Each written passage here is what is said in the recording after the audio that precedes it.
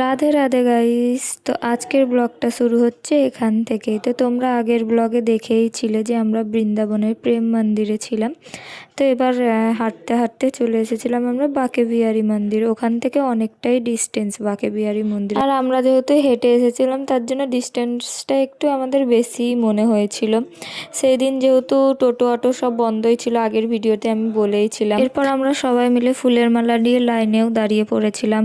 অনেকটাই লাইন পড়েছিল, অনেকই ভিড়, দেখতেই পাচ্ছ সেটা তোমরা ভিডিওতে যে কতটা ভিড়।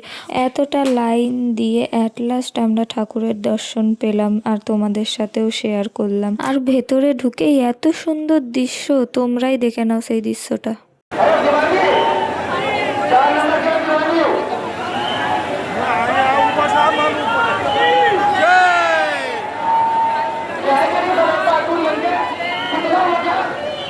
ঠাকুরের এই মালাগুলো নাকি সবাই পায় না, এটাই আমরা শুনেছিলাম, বাট মন দিয়ে চাইলে বলে না সবই পাওয়া যায়, তো আমরাও পেয়ে গেছি। আর ঠাকুরের এই মালাগুলো পেয়ে আমরা তো অনেকই খুশি হয়েছিলাম। তো দেখতেই পাচ্ছ তোমরা সবাই যে রাস্তায় রাস্তায় আবির খেলা হচ্ছে, এমনকি মন্দিরেও তোমরা তো দেখলেই সেই দৃশ্যটা যে মন্দিরেও আবির খেলা হচ্ছে। আমরা মন্দিরে ঢুকেই পুরো ভূত হয়ে গেছিলাম সবাই রঙে।